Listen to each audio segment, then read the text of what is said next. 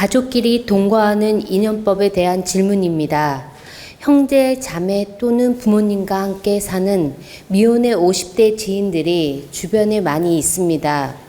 가족들끼리 살면서도 잘 지내는 경우가 있는 반면에 성격이 맞지 않아 스트레스를 받는 사람들도 있는데, 이렇게 가족끼리 동거하게 되는 것도 인연법에 의한 것인지요? 스승님의 고견을 청합니다.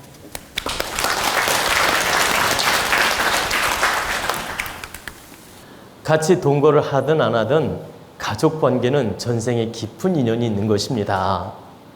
자, 부부지간에도 깊은 인연이고 부모 자식 간에도 깊은 인연이고, 어찌됐든 가족 구성원으로 이루어졌다면 같이 살든 안 살든 아주 깊은 인연이 있는 것이다. 전생에 깊은 빛의 고리로 만났든 선연의 인연으로 만났든 어떤 형태로든 깊은 인연이 있는 것이다. 가족관계는 무조건 깊은 전생의 인연이 있으며 빛의 고리로 대부분 이루어져 있으며, 설령 빛의 고리가 아니라도 깊은 인연으로 가족 구성이 이루어진 것이다. 그런데 노처녀라든가 노총각으로 이렇게 캥거루처럼 늦은 나이에도 이렇게 부모랑 함께 살고 부모 보호를 받고 이렇게 부모랑 함께 이렇게 구성을 이루면서 산다. 그러면서 때로는 갈등을 하고 때로는 불만을 갖고 때로는 스트레스 받고 또 어떤 집은 또 호흡이 잘 맞고 이러면서 구성을 이루면서 산다. 이것은 어떤 경우냐? 전생의 빛의 고리가 아주 깊은 경우입니다. 갈등하고 속 썩고 열받는 부모 자녀 관계라면 대단히 빛이 많은 관계고, 함께 살면서도 서로 득이 되고 호흡이 잘 맞는다, 성격이 잘 맞는다, 그런 빛의 고리가 좀 약한 겁니다. 그래, 빛이 있는데 작다.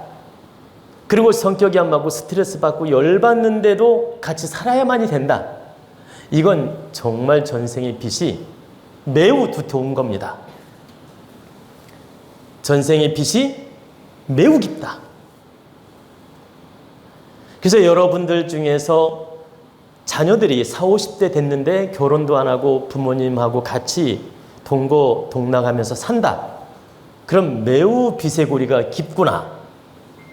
그리고 부모가 갚아야 될 빚이 있든 자녀가 갚아야 될 빚이 있다. 이렇게 딱 받아들이고 갈등을 최대한 해소하면서 받아들이고 노력해야 됩니다. 이건 내가 반드시 빚이 있어서 이 관계를 못 벗어나는구나. 그러니 내가 빚 갚는 마음으로 부모 입장에서 노력하고 자녀 입장에서도 빚 갚는 마음으로 노력하고, 이런 마음으로 노력을 해야지 이 부담스럽다, 스트레스 받는다, 열받는다 해가지고 자꾸 갈등을 심화시키는 건 옳지 않다. 그리고 여러분 한번 생각해 보십시오. 동물들도 새끼를 낳아서 키우면 다 분가시킵니다. 원숭이든 뭐냐면 고양이가 됐든 개가 됐든 새가 됐든, 여러분 한번 그 동물의 세계 한번 나오는 거 한번 보세요. 새가 알을 낳아요. 그걸 알을 까 새끼를 키워 날개가 생겨. 그래가지고 나를 정도가 되면 먹이를 일부러 안 갖다 줘요. 왜? 날라서 밖으로 나오라는 뜻으로. 그러니까 날개가 없어서 밖으로 떨어지면 죽잖아요. 그러니까 날개가 다 생겨서 나를 정도까지는 먹이를 갖다 준다. 근데 날개가 다 생겨가지고 나를 정도 수준이 되면 안 갖다 준다니까요. 일부러 날라 나오라 이거야. 그리고 나르는 법을 자꾸 훈련을 시켜요. 그래서 막 나르다가 뚝 떨어지는 새도 봤습니다. 근데 무슨 말이냐면 엄마가 밖으로 자꾸 나오게 유도하니까 어떤 놈은 날라서 제대로 가고 어떤 놈은 나르다 땅에 떨어지는 놈도 봤다. 근데 땅에 떨어질지라도 엄마는 훈련을 시킨다. 그래가지고 스스로 나르게 만들고 스스로 독립적으로 자기 새 운명, 새 인생을 찾아가게, 그럼 새들도 그렇게 한다는 뜻입니다. 그리고 여러분, 이 강아지를 그 야생으로 키우잖아요. 야생으로 키운다는 말은 이렇게 놔놓고 말하는 겁니다. 집에서 목매어서 이렇게 봐봐. 목을 이렇게 개줄로 매달아 가지고 키우면 그럴 리가 없지만 야생으로 놔놓고 이제 개를 키우다가 새끼를 낳았어요. 그러면 자기가 새끼를 키워요. 그리고 이 새끼들이 스스로 밥을 먹고 성장할 정도가 되면 자꾸 젖주는 걸 피해요. 피하고 심지어는 시골에서 그런 일 옛날에 많았습니다. 심지어는 계속 따라다니고 괴롭히면 이 새끼를 데리고 나가 밖에 멀리. 그리고 데리고 나가서 안 데리고 들어와요. 그래서 새끼 잃어버린 경우 많았어요. 아니 시골에서는 강아지가 컸는데 새끼가 스스로 없어지는 경우도 많았다 이 말입니다. 요즘에는 없어지기 전에 우리가 분양을 하기 때문에 그런 걸 잘 모를 뿐이에요. 예전에는 데리고 키우다가 새끼가 스스로 사라지는 경우도 많았다. 그게 어미가 갔다가 나쁘게 말하면 버린 거예요. 좋게 말하면 독립시킨 거고. 이해가 되십니까? 그 새끼를 독립시켰다. 그래서 시골에서는 그런 예들이 비일비재하게 많았어요. 그러면 이건 개나 고양이나 새나 말할 필요 없다. 때가 되면 독립시킨다. 근데 우리 사람만이는 만물의 영장인데도 불구하고 끝까지 자녀를 껴안고 끌고 가고 캥거루처럼 인생을 사는 사람도 많다. 근데 이건 마음이 나쁘거나 뭐 서로가 참 인생을 잘못 살아서 그렇다라고 단정 지을 수는 없어요. 왜? 그러한 환경과 조건이 주어져서 그런 경우도 많이 있으니까. 그러나 바른 모습은 아니라는 뜻입니다. 제가 말씀드리는 건 자손이 노부모를 함께 살면서 모시는 개념하고 능력이 없어서 빈대붙는 것처럼 사는 모습은 다르다. 여러분이 이걸 구분지어야 돼요.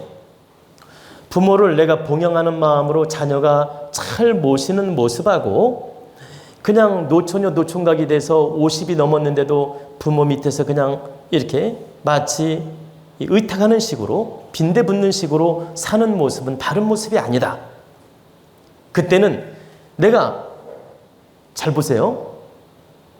내가 경제적으로 정 어려워서 어쩔 수 없는 경우라면 함께 살 수도 있지만 내가 월세방이라도 내서 살 정도만 되면 노동일을 하더라도 분가해서 떳떳하게 사는 게 바른 모습이에요.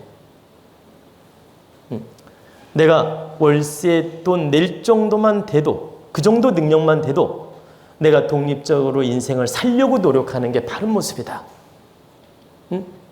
부모가 능력 있고 형편이 괜찮으니까 그냥 이혼을 하고 돌아와서 빈대붙는 식으로 살고 노처녀로 빈대붙는 식으로 살고 노총각으로 빈대붙는 식으로 산다. 이건 바른 모습이 아니라는 거예요. 부모 입장에서도 바른 모습이 아니고 자녀 입장에서도 바른 모습이 아니다. 스스로 내 인생은 내가 개척하고 독립적으로 잘 인생을 열어가야 되겠다는 마음으로 독립정신으로 좀 고생이 되더라도 그런 자세로서 임하고 사는 모습이 내 인생을 잘 사는 모습이다. 그래서 우리 국민들 꼭 알아둬야 됩니다. 능력 있는 부모들이 대체적으로 자녀를 끌어안고 이렇게 캥거루처럼 함께 사는 경우 많이 있습니다. 능력 있는 부모님들이.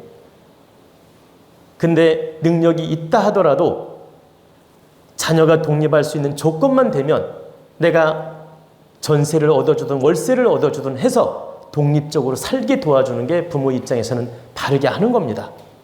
또 자녀 입장에서는 내가 노동을 해서라도 품팔이를 해서라도 독립할 능력이 된다.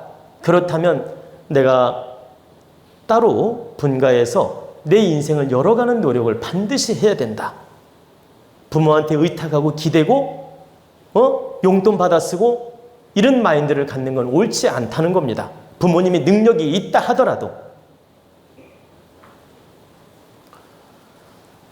절대 자녀 마인드를 땅에 떨어뜨리는 역할도 부모가 할 수 있고 자녀를 빛나게 인생을 열어주는 역할도 부모가 할 수 있다.